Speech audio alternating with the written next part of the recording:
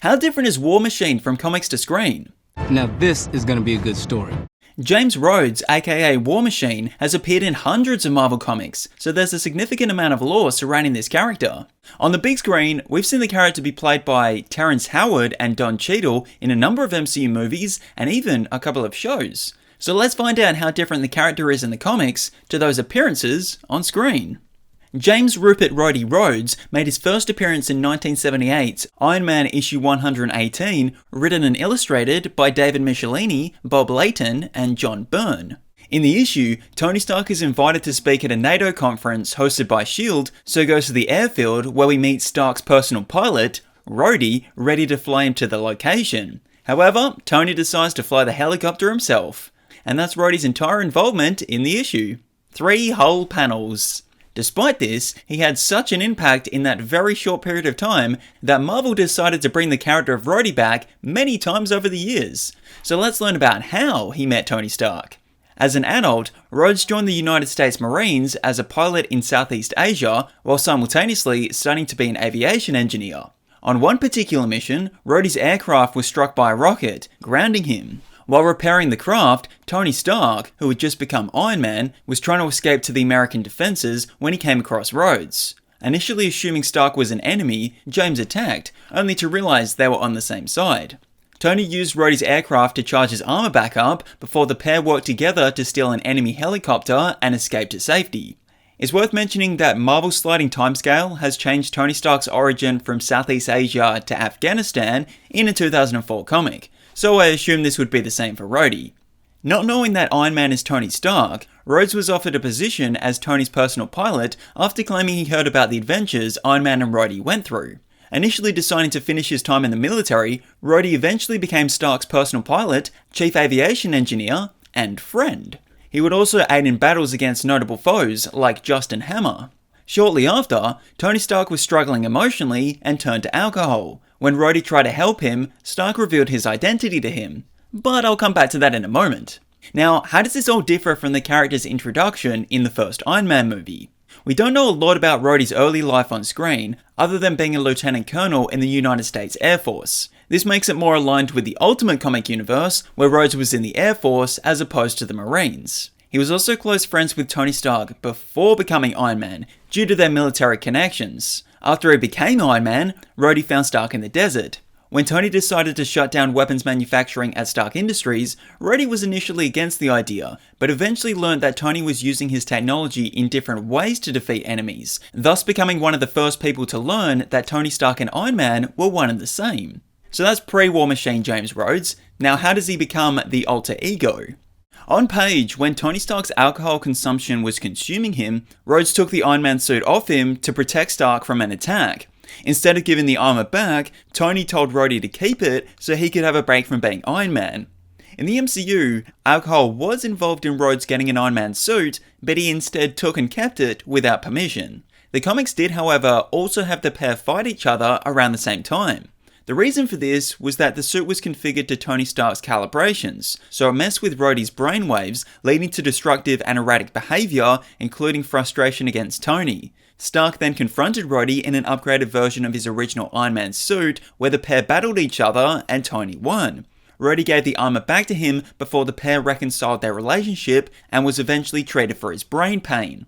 After a period of time outside of the suit, Tony wanted him to be an additional Iron Man alongside him, but Rhodey was hesitant, although he eventually did get back in the armor when AIM attacked the Stark space station. However, as the pair was returning through Earth's atmosphere, Rhodey's armor couldn't handle the re-entry process, catching fire. He survived the incident, but nearly died, leading to him having PTSD and once again refusing to put the armor back on. Several years passed before there was an incident that led to Tony being presumed dead. Learning that Stark wanted Rhodey to carry on the Iron Man legacy, James hesitantly did just that in a suit designed specifically for him, the Iron Man armor Model 11, aka War Machine armor. Although when Rhodes learned that Stark wasn't really dead, that broke Jim's trust in him and also broke them up as friends. So instead of fighting alongside Tony, Jim joined the West Coast Avengers, which is where he first referred to himself as the alter ego, War Machine.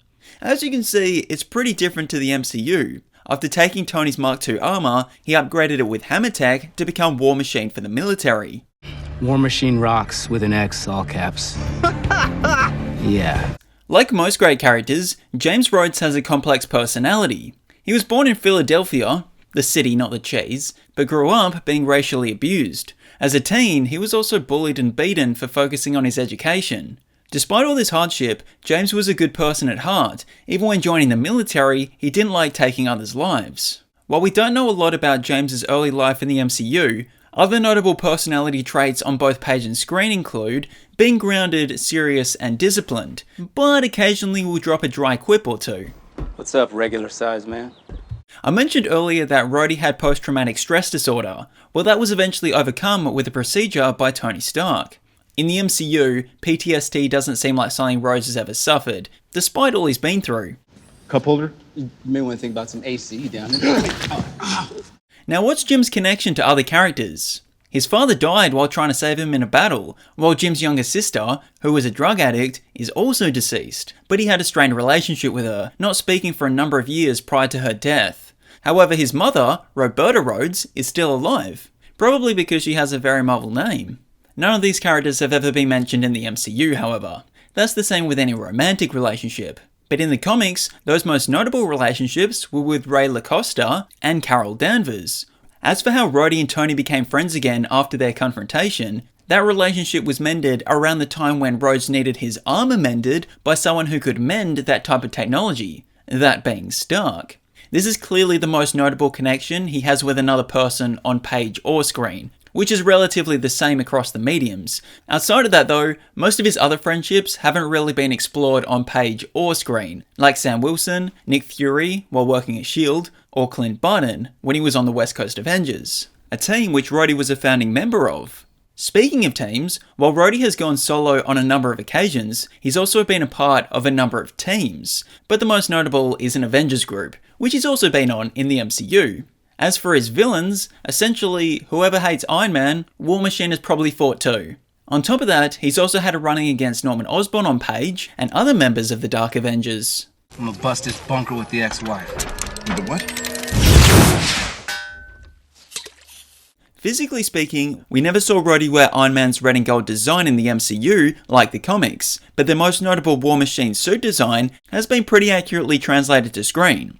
In Iron Man 3, he wears the Iron Patriot suit, but he didn't actually wear that in the comics until after the movie was released. The suit was first worn by Norman Osborn during the 2009 Dark Reign event. As for the Avengers Endgame suit, that seems to combine both of these designs, but I don't think it's directly inspired by any comic suit. In the Prime comics, he's also worn an alien armor known as Eidolon Warwear, and he's also gone by the alias Hulk Machine, where he's a Hulk inside a War Machine armor. The armor itself gives Rhodey super strength, speed, durability, flight, blasters, repulsors, and other attached weaponry. But outside the suit, he's also a skilled engineer, aviator, plus accomplished in hand-to-hand combat, boxing, proficient with firearms, and knows how to survive in different elements. In Captain America Civil War, he became paralyzed from the waist down during the airport battle. Tony ended up giving him Stark Tech to walk again, although this has never happened in the comics. However, there was an incident on page where Rhodes was critically injured in a bombing at an airfield he was working at, leading to his legs, arms, and part of his face being turned into a cyborg thanks to Tony Stark. However, a few issues later, his mind was transferred into a fresh clone body by Norman Osborn during the Dark Reign. You have a big gun, you are not the big gun. Tony, don't be jealous. No, it's subtle, all the bells and whistles. Yeah, it's called being a badass. Fine.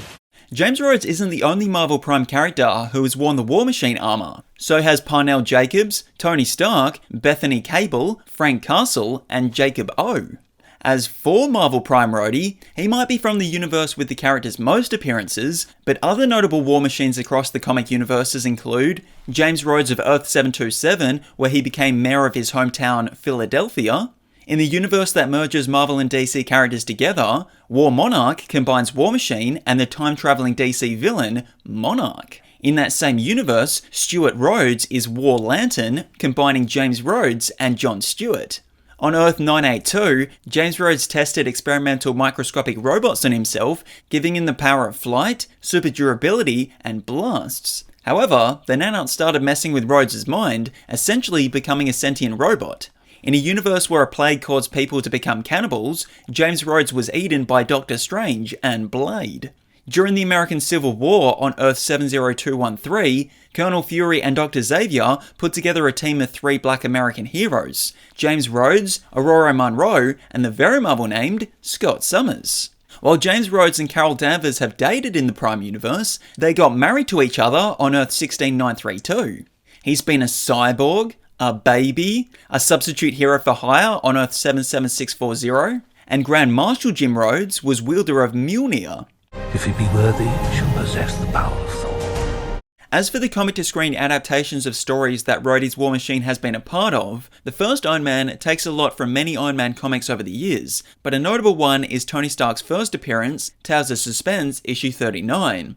Iron Man 2 takes inspiration from War Machine's introduction, The Demon in a Bottle arc, Whiplash's first appearance in Tales of Suspense 97, and the movie is also loosely inspired by the first Armor Wars arc, which involved business rival Justin Hammer. Iron Man 3 is loosely based on the Extremis story arc and interactions with the Mandarin, but again, it's mostly different. Most notably, none of the characters who claim to be the Mandarin in the movies are the Mandarin in the comics. Captain America Civil War takes a lot from the Civil War comic arc, but Rhodey has no involvement, unlike the film where he's Team Iron Man. As for the Avengers movies Rhodey has been a part of, Avengers Age of Ultron is loosely based on Avengers issue 54 to 57, comics where Ultron is created by Hank Pym, but Rhodey isn't involved in that. Nor does he have any involvement in the Age of Ultron comic event, but the film only takes the title from this. The story is completely different.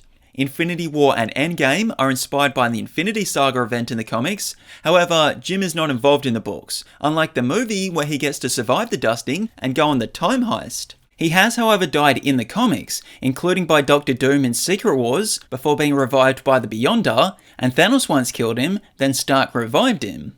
Rhodey's only briefly in The Falcon and the Winter Soldier, so check out the Sam Wilson or very Marvel named Bucky Barnes videos I've made to learn more about those comics. And Secret Invasion is loosely based on the Secret Invasion comic arc, where he's involved in the larger narrative, but I'm pretty sure his likeness was never used by the Skrulls, unlike the series. Some other notable comic arcs Rhodes has been a part of include, but not limited to, Avengers vs. X-Men, where the Avengers vs. the X-Men, and the Civil War sequel, which essentially all started because of him, leading to his girlfriend and best friend taking opposing opinions. I won't give anything away because I actually quite enjoyed this comic arc, so I recommend you read it if you haven't already. I think I'll take it. Which one? All of it. Hey, you want to hear some fun facts about James Rhodes? Yes, 2, please. No, I'm not. Here are some fun facts about James Rhodes. Rhodey not only has a red heart, but also a purple heart. This same panel also says that he was born on September 7, which means he shares a birthday with the first Queen Elizabeth, Hannah John Carmen, Toby Jones, and Eazy-E. His favourite movies are The Expendables 2, and The Expendables 3. But as this comic was released before Expendables, we can only speculate on what he thinks about that film. My guess is that it's his least favourite movie of all time.